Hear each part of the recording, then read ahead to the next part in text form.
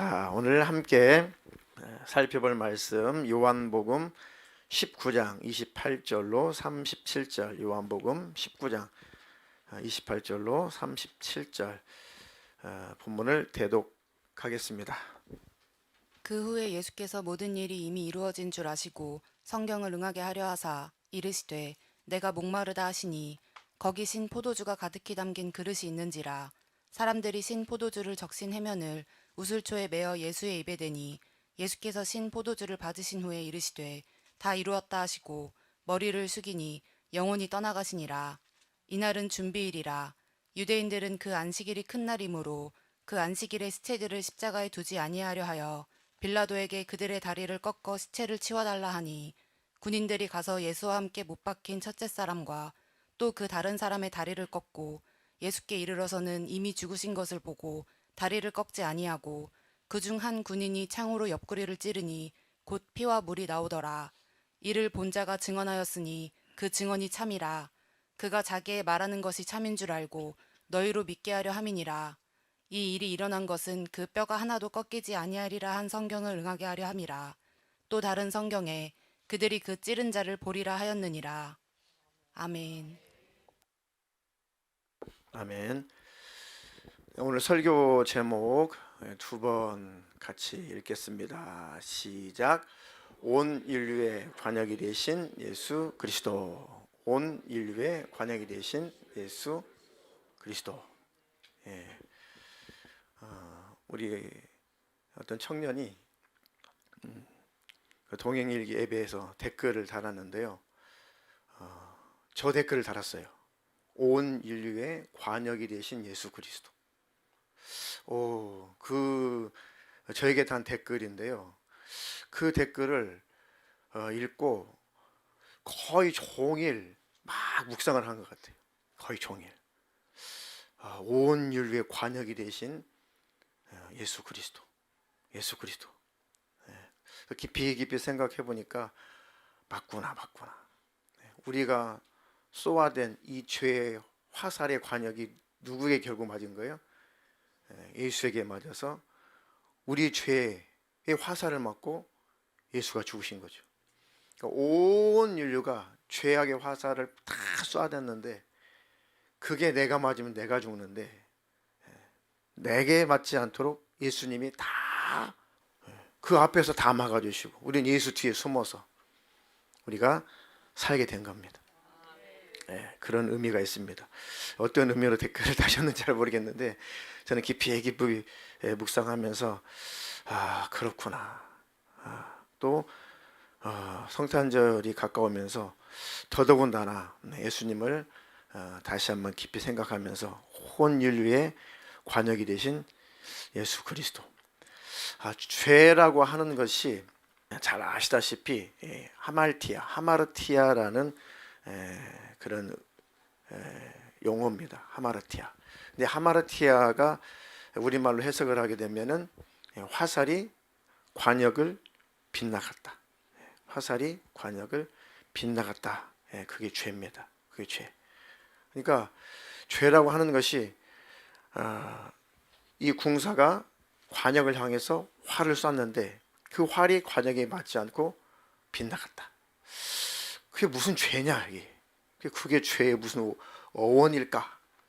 왜 그런 의미를 가지고 성경에서는 죄다라고 이렇게 했을까? 곰곰이 제가 많이 생각을 해봤습니다. 하나님의 말씀이 우리에게 선포된다고 하는 것은 우리에게 생명을 주시려고 하는 것입니다. 하나님의 말씀이 선포된다는 것은 우리를 행복하게 해주시려 함이에요.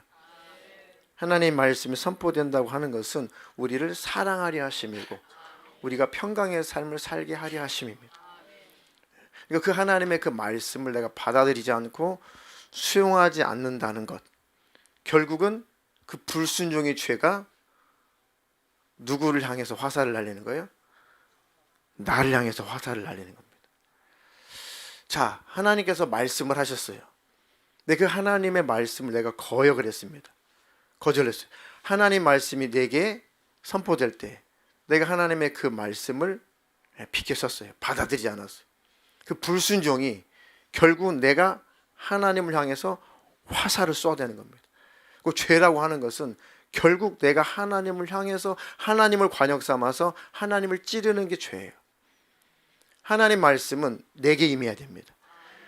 그 말씀은 내게 아무리 내게 명중을 해도 내게 상처가 되지 않고 나를 살리는 것입니다.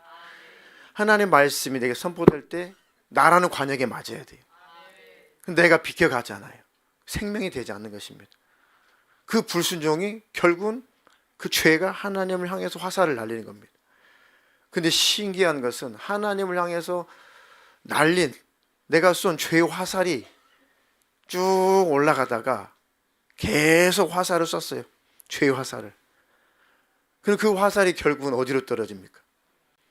하나님 가슴에 맞지 않으면 어디로 떨어져요? 내게 떨어져요. 내게 떨어집니다. 그걸 죄라고 하는 것은 그게 빗나간 화살이. 근데 결국은 그게 빗나가는 게 아니라 그것이 다시 부메랑이 되어서 내 가슴을 찌르더라 이거죠. 아, 이게 죄구나. 죄구나. 화살을 계속 어릴 때 화살 많이 쏴봤어요. 대나무로 이렇게 휘어가지고 많이 쐈습니다. 예, 그러면 이제 다 추수 끝난 이 늦가을에 논에 가가지고 겨울에 논에 가가지고 막 활을 쏴댑니다. 예, 그걸 멍청하게 막 하늘로 쏠 줄만 알지 피할 줄은 몰라요. 막 여기서 쏘고 애들이 저기서 쏘고 하다가 야 도망가 피해 하다가 멍청하게 화살 쏘고 있다가 머리도 맞고 등도 맞고. 예, 그게 죄예요. 그러니까 미련해서 우리가 불순종이라는 죄를 계속 하늘 향해서 쏘아 올립니다. 근데 그것이 나에게 떨어질 줄 몰랐죠. 결국은 그게 나를 찌르고 말더라 이것입니다. 불순종의 죄가 결국 나를 찌른다. 아, 불순종한 아담과 하와. 아유, 선악과를 먹지 말아라. 먹으면 정령 죽는다. 무시했어요. 죄를 범했습니다. 하나님을 향해서 죄의 화살을 쏘아댔어요. 불순이 죄의 화살을 쏘아댔습니다. 결국 누구를 찔렀어요? 돌아와서 자기를 찔렀습니다. 그리고 인류에게 죄악의 유전자라는 것을 물려주고 죽었어요. 아담과 하와가. 그러니까 인간이 타락해서 뭘 좀 잘못해서 죄인이 아니라 죄가 우리 안에서 나타나니까 죄인이에요. 육신에서 죄가 자꾸 나타납니다. 자꾸 쓴뿌리가 나타나요. 자꾸 엉겅퀴 가시가 이 육신의 소욕과 정욕에서 계속 나타납니다. 육신이 그런 유전자가 있어요. 육신을 벗어버리고 천국에 들어가야 우리에게 죄가 그쳐지는 것입니다. 그러니까 계속해서 이 죄의 유전자의 흐름 속에서 인류는 계속 서로를 향해서 계속 쏘아대는 거죠. 서로 찌르고 서로 다치고 하나님을 찌르고. 그도 그럴 것이 아담과 하와가 자식을 낳습니다. 그 자식이 죄의 유전자를 가지고 태어났어요. 또 자식을 낳았어요. 둘째를 낳습니다. 그나마 둘째는 그래도 하나님을 좀 경외하는 자였습니다. 근데 첫째가 큰아들이 이 하나님께서 자기 제사를 받지 않고 둘째 동생이 제사를 받았다고 해서 막 분노가 일어나가지고 막 분개가 일어나가지고 그 동생을 밖으로 유인해가지고 들여서 쳐 죽였어요. 최초의 살인극이죠. 최초의 살인자가 나타났죠.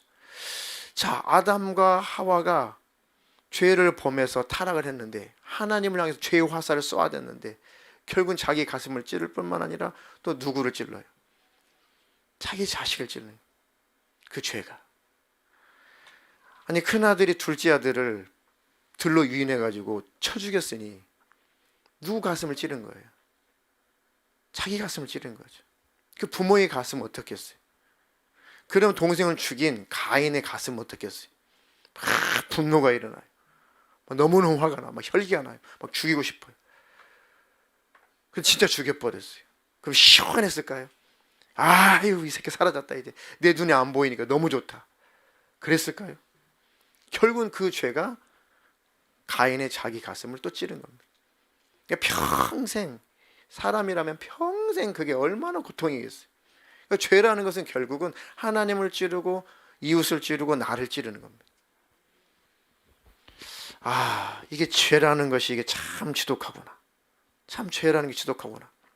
노아 때에 홍수가 나서 다 멸절당했죠. 근데 아무리 노아가 산 꼭대기에다 배를 지어서 멸망이 온다. 성경에 다 자세히 기록되지 않았지만은 멸망이 온다. 하나님의 심판이 임한다. 무드셀라라는 뜻이 무슨 뜻이라고요? 무드셀라. 무드셀라의 아버지 이름이 에녹이죠. 무드셀라라는 하나님이 심판하신다는 뜻입니다. 무드셀라가 죽으면 심판이 임한다. 무드셀라가 죽은 해에 심판이 임해가지고 홍수로 전 인류가 노아의 가족들 빼고 다 죽었어요. 다 죽었습니다. 그때 당시 엄청난 이 죄악의 화살을 하나님을 향해서 계속 쏘아 올렸어요. 계속. 그때 당시에만 해도 과학자들이 말하는데 지금 인구만큼 노아 때도 인구가 있었다는 겁니다. 과학적으로 충분히 그런 근거가 있어요. 그때도 수십억이 지구상에 살았어요. 생육하고 번성하라 하셨기 때문에 이 지구상에 수십억의 사람들이 살았어요. 그들이 다 죄악의 화살을 만들어 가지고 계속 하나님의 가슴을 찔러 계속 죄악의 화살을 쏘았습니다. 그랬더니 그 죄악의 화살이 다 자기에게 돌아와 다 자기 찔렀어요. 그게 뭡니까? 홍수로 말미암아 다 죽었어요. 다 멸망을 당했습니다. 롯이라는 사람이 구사일생으로 살아났습니다. 롯의 아내 이름이 누구죠? 기록되진 않았어요. 롯의 아내는 결국 소금기둥이 되어서 죽었어요. 이제 아내가 없어요. 그 롯이 누구를 데리고 탈출했습니까? 두 딸 데리고 탈출했어요. 근데 얼마나 그 롯의 시대에 얼마나 죄가 가득했는지 이 딸들이 전혀 어떤 성적인 개념 자체가 없어요. 야, 어머니는 없고 우리 아버지 혼자인데 우리 아버지의 씨가 나와야 되는데 아버지 자손이 있어야 되는데 어떡하냐. 그러니까 큰딸이 자기 여동생한테 우리가 아버지에게 들어가서 아버지하고 관계를 해서 자식을 낳아서 우리 아버지의 대가 끊어지지 않게 하자. 그러니까 이게 좋은 생각이라고 좋은 아이디어라고 생각할 만큼 전혀 죄에 대한 관념이 없었어요.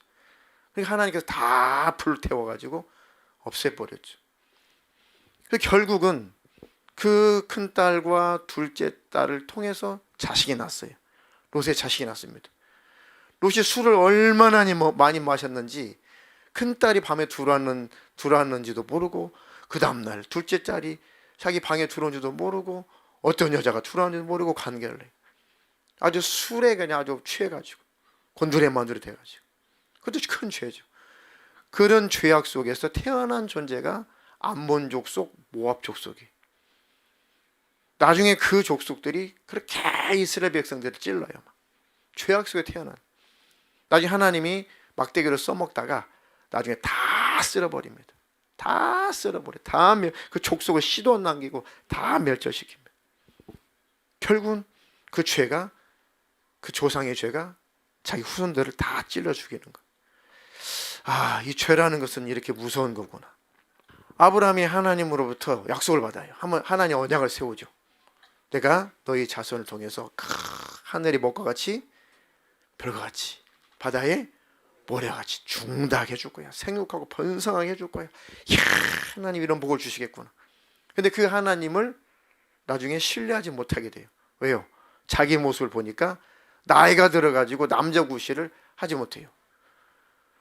그 사라의 몸종 하가를 통해서 하나님을 그때 당시 신뢰하지 못하고 처음에 믿었다가 의심이 생기는 거죠. 자기가 남자 구실을 못하니까 그냥 사라의 몸종 하가를 통해서 자식을 낳으면 되겠다. 그것도 사라가 건의를 했죠. 그래가지고 하나님 말 안 듣고 마누라 말 듣고 그 여종의 말을 듣고 난 자식이 이스마엘이에요. 대부분의 이스마엘이 지금 대부분 다 무슬림입니다. 100%는 아니지만 저 중동 지역이 대부분 그 이스마엘의 후손이고 대부분 다 무슬림이에요. 지금 무슬림이 그 코란에 뭐라 기록되어 있어요? 예수는 구원자가 아니다. 착한 선지자 정도의 하나까지 인정해 주겠다. 그렇지만 구원자는 아니다. 하나님의 아들 절대 아니다. 이삭은 아브라함의 장손이 아니다. 이스마엘, 우리 조상 이스마엘이 아브라함의 장손이다. 먼저 태어났으니까 인정을 하지 않아요. 성경 자체 인정하지 않습니다. 왜 이삭을 인정하지 않을까요? 아브라함, 이삭, 야곱 그 후손을 통해서 예수님이 오셨잖아요. 그럼 이삭을 인정하지 않는다는 것은 예수님을 하나님의 아들로 인정하지 않겠다는 거예요. 이게 마귀의 계략이에요. 그러니까 이단들은 어떻게 하면 예수를 구주로 인정하지 않을까? 그게 이단의 특징입니다. 이단의 특징이에요. 그리고 이스마엘을 섬겨요. 이스마엘. 그리고 지금도 예수 믿는 사람 아주 물론 극소수이긴 하지만 IS라든지 극소수의 무슬림의 그런 일부들은 아주 잔인하게 기독교인들을 죽이는 것이 그들에게 공로예요. 기독교는 없어져야 된다. 교회는 무너뜨려야 된다. 그리고 그렇게 또 이스라엘 땅을 공격을 하잖아요. 그 조상의 불순종이 결국은 후손을 다 찌르는 겁니다. 이게 죄가 아무것도 아닌 것 같은데 굉장한 파장이 있습니다. 그 이후에도 이스라엘의 그 역사를 쭉 보세요. 모세를 통해서 이스라엘 백성들을 애굽에서 탈출시켰습니다. 어디로 들어가라는 거예요? 가나안 땅으로 들어가라는 겁니다. 근데 가나안 땅으로 들어갈 때 하나님께서 요구한 게 있어요. 뭐라고 요구했어요? 그 지역에 있는 원주민들을 절대로 남기지 말고 다 쫓아내고 반항하면 다 멸절을 시켜야 된다. 왜요? 그들은 다 하나님을 대적하는 자들이고 우상 숭배하는 자들이고 음탕한 자들이기 때문에 그들에게 젖을까봐, 그들의 문화에 젖을까봐, 그들의 우상 숭배에 젖을까봐. 왜요? 이스라엘 백성들 광야에서 40년 동안 생활해봤는데 그렇게 시간 나면 하나님을 배신하니까 목이 고든 백성이라고, 목이 뻣뻣한 백성이 하나님 그랬잖아. 그러니까 너희들은 가서 이길 수 있는 게 아니야. 그러니까 다 쫓아내고 다 반항하거든 멸절을 시켜. 그러니까 정복 전쟁을 하고 가나안 땅에 들어갔는데 어떤 유혹이 찾아와요. 아유, 이 건장한 사람들 조금씩은 좀 다 지파별로 조금씩은 다 남겨놔야겠다. 왜? 물을 길러야 되고 장작을 패야 되고 그래서 나무도 해야 되고 밥도 지어야 되고, 이 건장한 사람들 몇 명 남겨둔들 뭐 이것들이 일어나가지고 뭐 우리를 공격하겠냐? 조금만 남겨두자. 불순종의 죄를 보면서 그들이 나중에 세력이 커져가지고 계속 이스라엘 12지파를 계속 옆구리를 찔릅니다. 계속 찔러요. 결국은 불순종이 자기를 찌르게 됩니다. 그러니까 이스라엘 역사를 쭉 보게 되면은 그 역사가 쭉 흘러요. 죄가 결국 누구를 찌른다? 나를 찌른다. 지금도 마찬가지.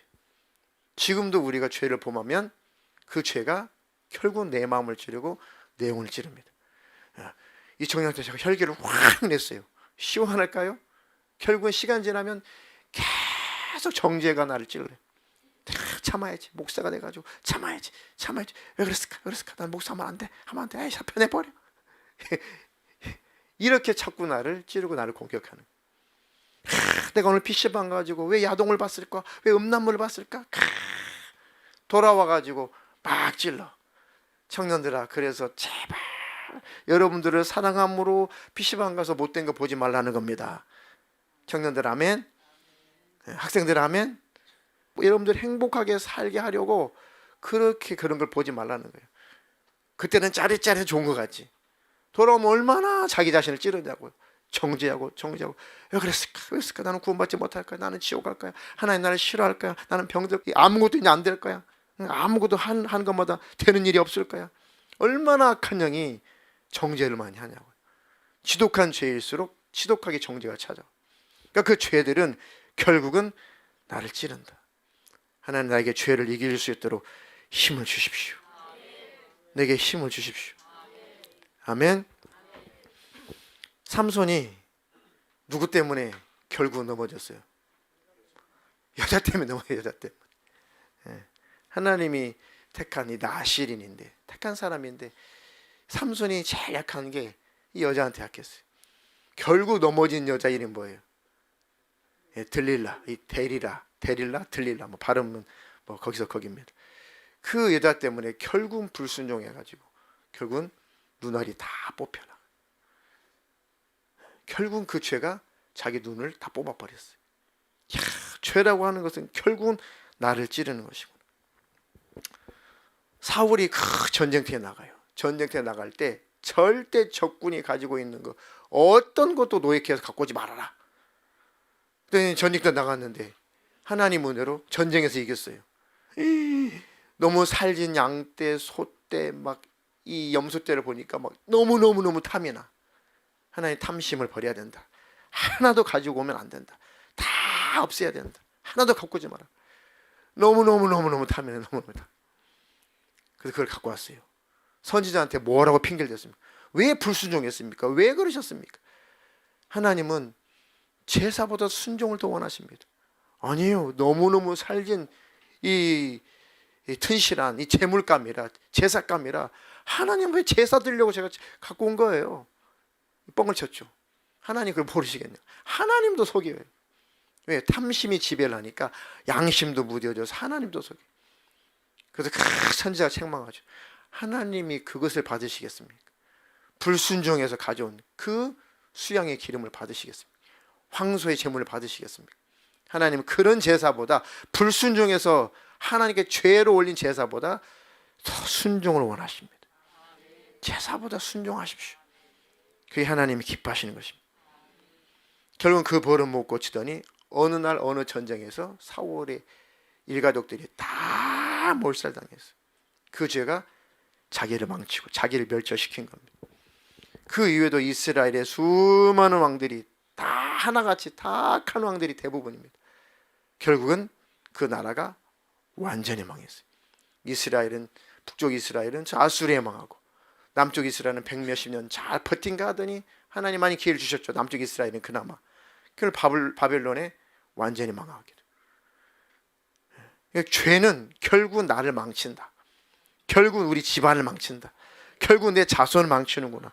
죄는 결국 내 육신도 망치는구나. 하나님, 이 죄악을 이길 수 있도록 나를 성령으로 충만하게 해주시옵소서. 예수를 결국은 십자가에 매달아 죽여버린 이스라엘 백성들이 어떻게 됐어요? 예수님을, 하나님의 아들을 십자가에 매달아 죽인 그 이스라엘 백성들 뭐라고 그랬어요? 그 예수를 십자가에 매달아 주십시오. 십자가에 매달아 죽여주십시오. 그리고 그 피는 우리에게 돌리십시오. 우리 자손에게 돌리십시오. 우리가 책임지겠습니다. 예수 흘린 그 피값 우리가 치를 테니까 제발 예수 좀 십자가에 매달아 좀 죽여서 좀 우리 눈에서 치워주십시오. 그 대가를 우리가 치르겠습니다. 그걸 치렀죠. 얼마나 많은 그 자손들이, 이스라엘 백성들의 그 나라의 자손들이 전 세계에 흩어져서 얼마나 잔인하게, 얼마나 비참하게 죽임을 당했어요. 결국 그 죄가 자기와 자기 후손들을 다 찌르는. 야, 이 죄라고 하는 것이 아무것도 아닌 것 같은데 시간이 지날수록 아주 심각해지는 거구나. 그래, 하나님 내 마음 속에서부터, 생각 속에서부터 이 죄를 이길 수 있도록 힘을 주시옵소서. 아멘. 시기, 질투, 미움, 증오심, 혈기, 이게 아무것도 아닌 것 같은데 내버려 두면 내 영혼을 병들게 만들어. 내 육신도 병들게 만들어. 세상의 욕심 아무것도 아닌 것 같죠. 탐욕, 탐심, 이 죄가 아무것도 아닌 것 같죠. 결국은 그것이 자라서 내 영혼을 파멸로 이끕니다. 대표적으로 디모데전서 6장 9절로 10절 한번 읽겠습니다. 부하려 하는 자들은 시험과 올무와 여러 가지 어리석고 해로운 욕심에 떨어지나니 곧 사람으로 파멸과 멸망에 빠지게 하는 것이라. 돈을 사랑함이 일만하게 뿌리가 되나니 이것을 탐내는 자들은 미혹을 받아 믿음에서 떠나 많은 근심으로써 자기를 찔렀도다. 아멘. 돈을 버는 건 죄가 아니에요. 돈 많이 버는 것도 죄가 아닙니다. 여러 가지 열심을 내서 사업하고 일하는 것은 결코 죄가 아니에요. 그런데 나를 위해서 재물을 쌓는 것을 성경에서 말하는 부다, 죄다, 그 얘기예요. 이해가 되시죠? 부자 자체가 죄가 아니죠. 돈 많이 버는 게 왜 죄입니까? 돈 많이 벌어서 잘 쓰면 얼마나 그것이 하나님 나라 들어가면 그것도 내 상급이잖아요. 그죠? 그런데 성경에서 말하는 부하려 하는 자들아, 자기 정욕을 위해서, 나를 위해서 돈을 모으는 자들아, 그런 얘기입니다. 뭐 큰 돈이든 작은 돈, 그걸 말하는 것이 아니라 탐욕을 말하는 거예요. 탐심을 말하는 겁니다. 그것은 시험과 올무와 여러 가지 어리석고 해로운 욕심에 떨어지나니 그 사람으로 파멸과 멸망에 빠지게 한다. 돈 많이 벌어서 멸망과 파멸한다는 것입니다. 그 욕심이 결국은 자기를 파멸과 멸망에 빠지게 한다. 돈 많이 버세요. 열심히 버세요. 그리고 가족들 위해서, 이웃을 위해서, 주님을 위해서, 복음을 위해서 값지게 쓰십시오. 결국 하나님 나라 가면 그게 내 면류관이고 내 상급이니까. 아멘. 그러니까 돈은 쓰는 거지 사랑의 대상이 아니라 그 얘기. 그래서 이어지는 말씀이 돈을 사랑하는 것. 돈을 어떻게 사랑의 대상이 돼요? 돈이. 돈을 사랑하는 것은 일만 악의 뿌리가 된다. 이것을 탐내는 자들은 미혹을 받아 믿음에서 떠나 많은 근심으로 자기를 찔렀도다. 돈을 사랑하는 것은 아니구나. 돈은 많이 벌어서, 제대로 많이 벌어서 잘 쓰는 것이지 사랑의 대상이 되고 그 돈이 우상이 돼서는 안 되겠구나.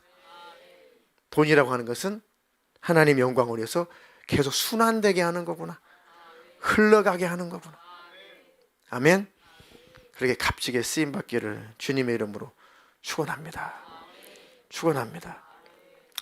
자, 이렇게 죄라고 하는 것이 결국은 나를 찌르고 내 가족을 찌르고 내 친구를 찌르고 내 이웃을 찌르고 온 일을 찌르고 서로 찌르다가 서로 망하니까 그 죄의 화살을 예수님 오셔서 십자가에서 다 맞아준 거예요.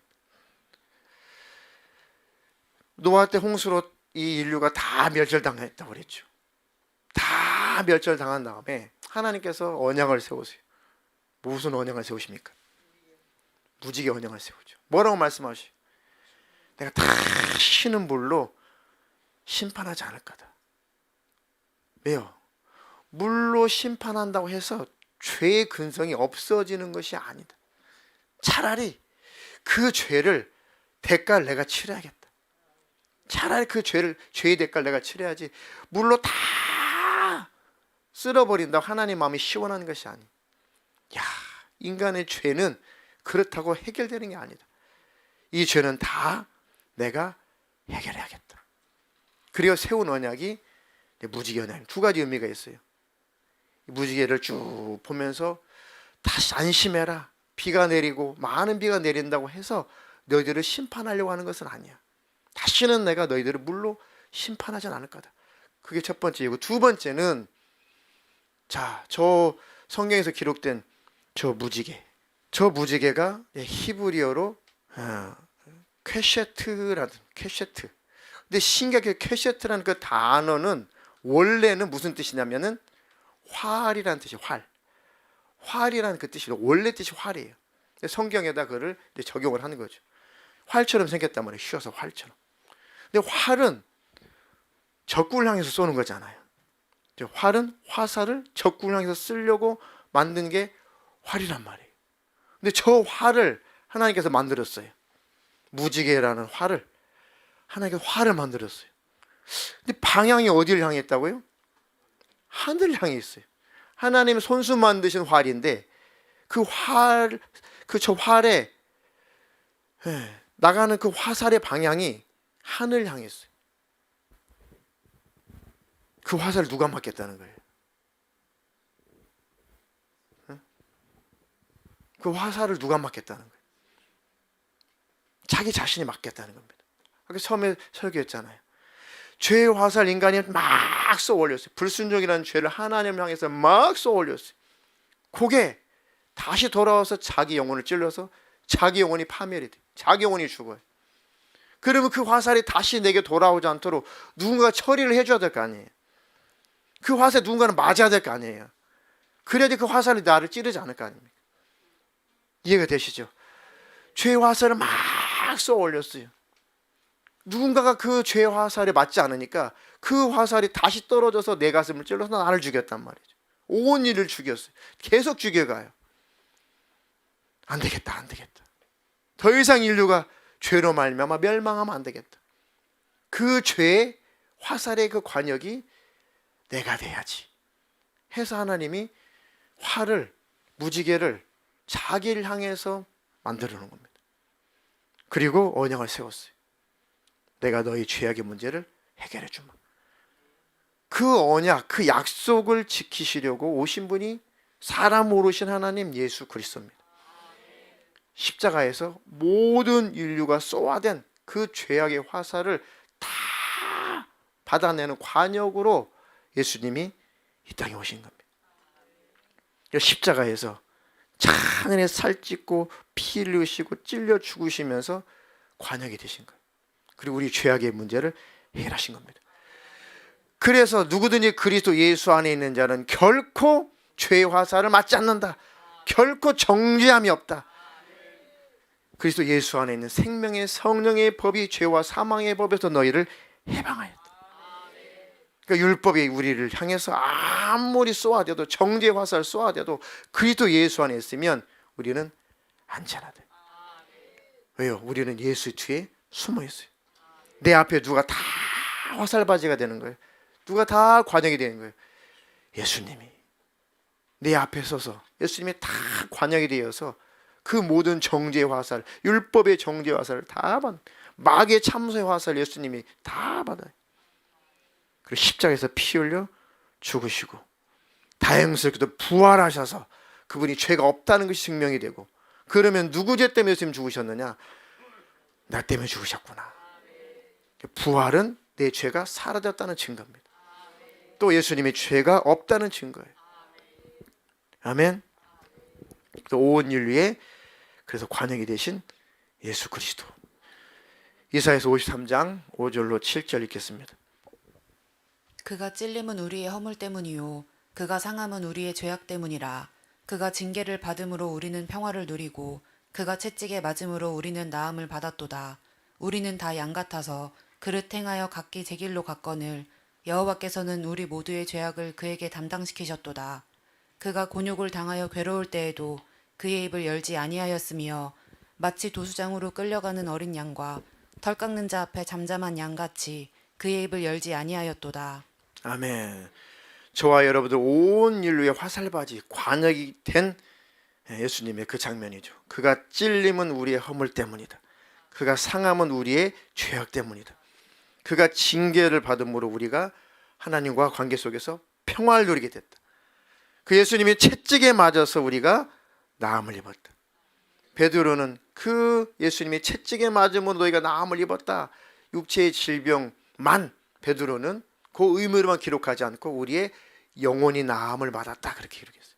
베드로는 그렇게 또 영적으로 그렇게 해석을 해서 잘 썼더라고요.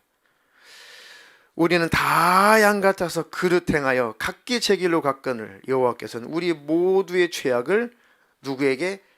예수에게 담당시켰다. 그가 곤욕을 당하여 괴로울 때에도 그의 입을 열지 아니하였으며 마치 도수장에 끌려가는 어린 양과 털 깎는 자 앞에 잠잠한 양같이 그의 입을 열지 아니하였도다. 아멘. 그리고 우리의 죄악의 화살바지가 되어서, 관역이 되어서 잔인하게 찔리시고 상하시고 피 흘려 죽으시고 그 예수님이 부활하셔가지고, 히브리서에 보니까 지난 금요일날도 인용했죠. 예수님이 십자가에 매달려 잔인하게 고통을 당하는데 전혀 그런 것들을 개의치 않은, 완전히 다 벗겨져서 아주 초라한 모습으로, 아주 비참한 모습으로, 그렇게 수치스러운 모습으로 십자가에 매달렸는데 히브리서를 쓴 기자가 뭐라고 그랬어요? 그 예수님은 너무너무 기뻤다. 너무너무 기뻐가지고 그 십자가의 고통을 잘 참으셨고 그 수치를 전혀 상관도 안 했다. 개의치 아니하셨다. 뭐 때문에 이렇게 기뻐하셨다고요? 우리를 살리신다는 기쁨 때문에, 우리를 구원하신다는 그 기쁨 때문에 십자가를 참으시고 자기의 그 수치스러운 벌거벗겨진 모습에 전혀 개의치 아니하셨다. 아멘. 그 예수님이 부활하셔서 제자들에게 다 나타납니다. 그 장면만 한번 읽어보겠습니다. 요한복음 20장 19절로 22절 다 한번 읽어볼까요?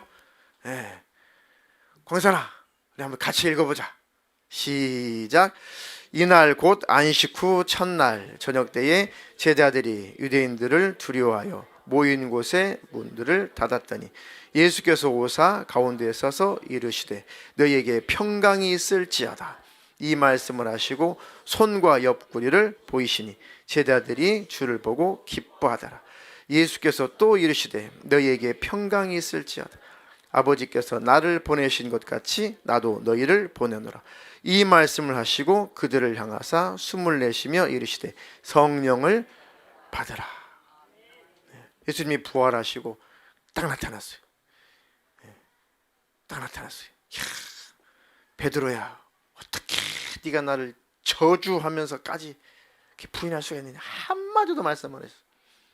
어떻게 너희들은 내가 포승줄에 결박당해가지고 이렇게 내가 힘없이 끌려가는 모습을 보고 한 사람도 쫓아오지 않고 다 나를 배신하고 다 도망갔냐. 앞으로 그러지 마라. 한마디도 말씀 안 했어.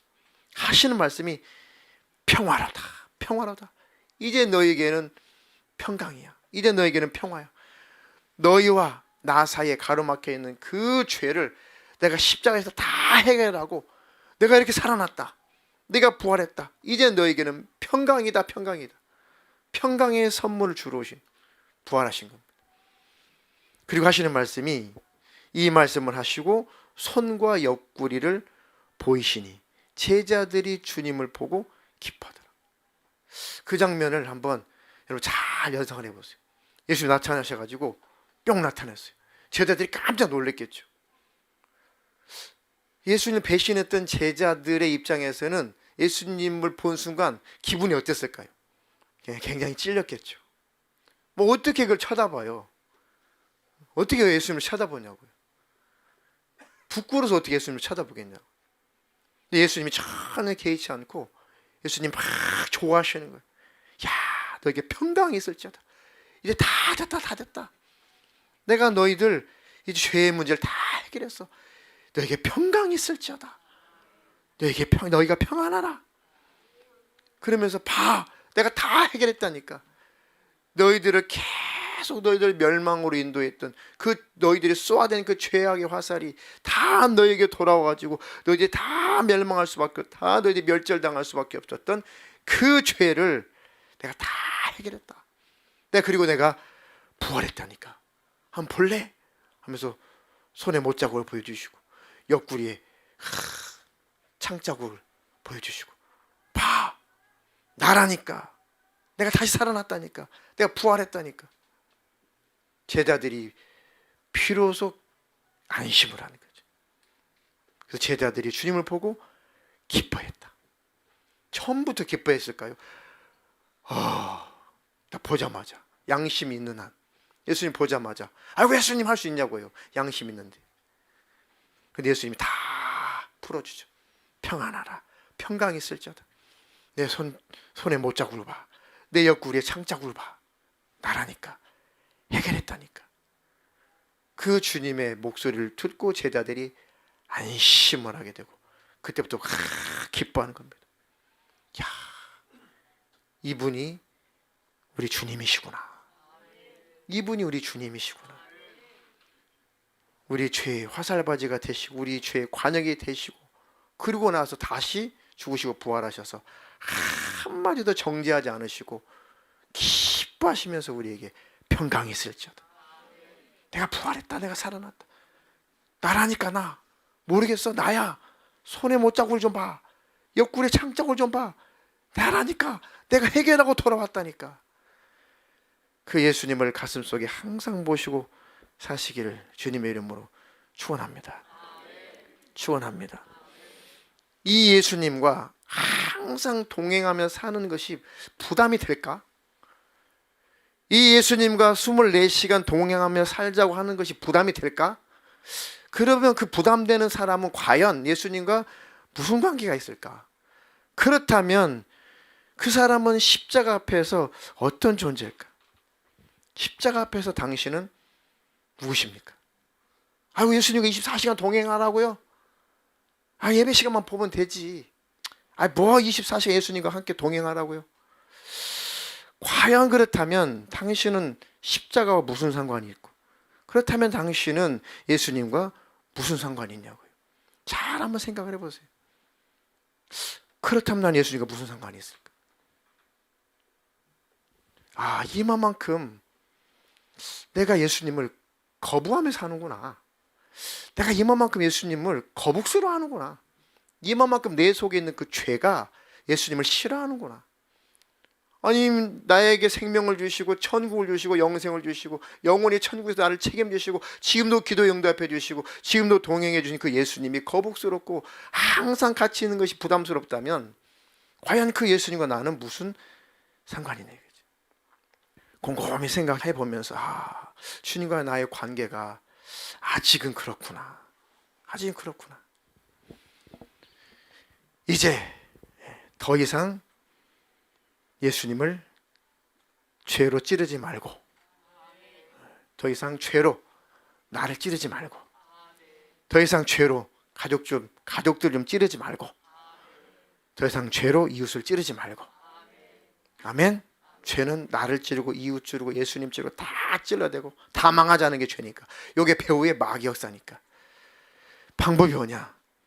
늘 주님을 생각하는 수밖에 없어요. 제가 자동차 검사소 가가지고 막 짜증낸 거 그때 말씀드렸잖아요. 아니, 검사소에 직원들이 무슨 잘못이냐고요. 차 안전하게 타라고 여기저기 뜯어가 보면서 사륜구동이, 스타렉스 사륜구동이 잘 안 나오는데 사륜구동이란 말. 그러니까 볼 게 더 많잖아요, 막 이게. 그러니까 자세히 검사를 해줬어요. 저는 막 검사를 늦게 해주니까 짜증이 나가지고 왜 내 차 이렇게 늦게 검사하느냐고 막 짜증을 했단 말이에요, 짜증. 아니, 그분이 검사실에 와가지고 다 이렇게 점검해 보니까요, 이것도 괜찮고 저것도 괜찮고 다 이것저것 점검하느라고 좀 시간이 많이 걸렸습니다. 얼마나 부끄럽던지. 얼마나 부끄럽던지. 이렇게 안전하게 타라고 검사를 자세히 해주셨는데 나 막 짜증을 부리고, 고맙습니다. 부끄러워가지고 가는데 뒤통수에 대고 안전하게 타시고 내년에도 또 만나요. 예수 믿는지 안 믿는지도 모르겠는데 그렇더라고요. 늘 예수님을 놓쳐버리면은 올라오는 거 하나 못 이겨요. 그러니까 반대로 늘 예수님을 달고 살아야 돼요. 나를 위해서라도 예수님과 늘 동행하며 살아야 돼요. 그러니까 방법은 그거밖에 없어요. 성화가 된다고요? 인간이 성화가 돼요? 안 돼요, 안 돼요. 인간은 절대 성화되지 않습니다. 육신을 갖고 있는 한 인간은 성화되지 않는 게 단지 예수님과 늘 함께 있을 뿐입니다. 예수님이 인식할 때 죄를 이기는 거고, 내 안에 예수님의 마음이 나타날 때 사랑에 나가는 것이지, 인간이 90% 성화, 99% 성화, 99.99% 성화 없어요. 왜요? 어느 날은 내가 99.99% 충만히 성화된 것 같아요. 내일부터는 다시는 이후로는 죄를 질 것 같지 않고, 짜증 같은 거는 부릴 것 같지 않아요. 내 안에 미움도 나올 것 같지 않고, 시기질도 나올 것 같지 않고, 나는 완벽하게 성화된 것 같아요. 어느 날은 몇 시간만 지나 보세요. 온갖 것이 다 다시 나와요. 무슨 성화입니까, 성화? 그러니까 노력하지 말라는 것이 아니라, 인간이 성화되는 것이 아니라 그냥 예수님과 붙어있는 수밖에 없다니까요. 예수님을 모시고 사는 수밖에 없어요. 아멘. 그 예수님 늘 바라보시고 부르시고 함께 하시기를 주님의 이름으로 축원합니다.